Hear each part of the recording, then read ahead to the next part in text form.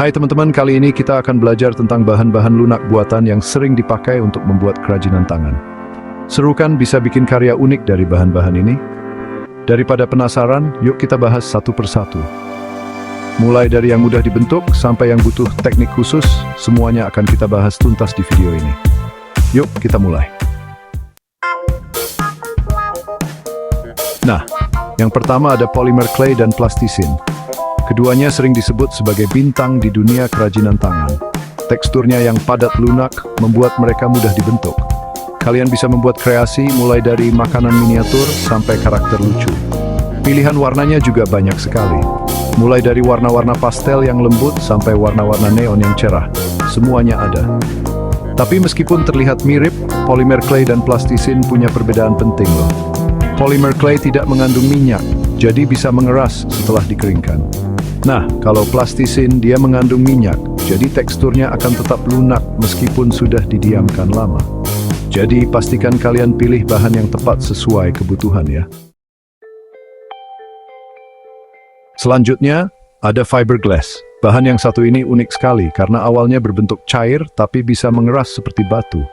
Terbayang tidak bagaimana caranya membuat kerajinan dari bahan yang bisa berubah wujud seperti ini? Nah, biasanya fiberglass dibentuk dengan cara dicetak. Jadi kita tuang cairan fiberglass ke dalam cetakan, lalu kita tunggu sampai mengeras. Proses pengerasan fiberglass ini dibantu oleh katalis. Katalis ini seperti ramuan ajaib yang membuat fiberglass cepat mengeras. Oh iya, pewarnaan fiberglass bisa dilakukan saat masih cair atau setelah mengering. Dan yang membuat fiberglass semakin keren, dia kuat dan tahan lama. Tidak hanya itu, fiberglass juga punya wujud yang bening seperti kaca. Jadi kita bisa membuat kreasi yang sangat mirip dengan air, misalnya miniatur air terjun atau ombak laut. Keren sekali kan? Siapa bilang lilin dan parafin hanya bisa jadi bahan bakar lampu? Di tangan yang kreatif, lilin dan parafin bisa disulap menjadi berbagai macam kerajinan cantik. Mulai dari lilin aromaterapi yang lucu-lucu, sampai patung miniatur yang detail. Nah, pengolahan lilin dan parafin ini biasanya dilakukan dengan cara dicetak, sama seperti fiberglass. Bedanya, lilin dan parafin harus dipanaskan dulu sampai mencair sebelum dituang ke dalam cetakan.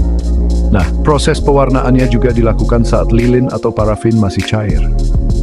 Kalian bisa tambahkan beberapa tetes pewarna makanan untuk mendapatkan warna yang diinginkan. Dan yang membuat lilin dan parafin semakin spesial, kita bisa menambahkan aroma-aroma tertentu ke dalamnya. Jadi, selain cantik, kerajinan dari lilin dan parafin juga bisa membuat ruangan menjadi wangi. Seru kan? Selanjutnya, ada gips. Kalian pasti sudah tidak asing lagi dengan bahan yang satu ini, kan? Yup, gips biasanya digunakan untuk membuat cetakan atau patung. Nah, gips ini awalnya berbentuk bubuk, teman-teman. Kita harus mencampurnya dengan air terlebih dahulu untuk mendapatkan adonan yang kental. Setelah itu, adonan gips bisa langsung dituang ke dalam cetakan. Oh iya, gips ini cepat sekali keringnya. Jadi kita harus sigap dan teliti saat mengolahnya. Kalau sudah keburu kering, adonan gips akan sulit dibentuk. Nah, pewarnaan gips biasanya dilakukan seproduk jadi. Kita bisa menggunakan cat akrilik atau cat khusus untuk gips. Tapi kita harus hati-hati ya, karena gips mudah pecah. Dan yang terakhir, ada sabun. Siapa sangka, sabun mandi yang biasa kita gunakan untuk membersihkan diri, ternyata bisa juga disulap menjadi berbagai macam kerajinan tangan yang unik dan menarik. Nah, sabun ini punya tekstur yang padat, jadi kita bisa langsung mengukirnya saat masih padat. Tapi kalian juga bisa loh memarut atau menghaluskan sabun, lalu membentuknya seperti clay. Sabun yang sudah diparut dan dibentuk ini akan mengeras setelah didiamkan beberapa saat. Jadi kita punya waktu untuk mengkreasikannya sesuai keinginan. Untuk pewarnanya sendiri, kita bisa mempertahankan warna asli sabun atau menambahkan pewarna saat sabun masih dalam bentuk adonan. Mudah dan seru kan? Itulah beberapa bahan lunak buatan yang bisa kita gunakan untuk berbagai kerajinan tangan.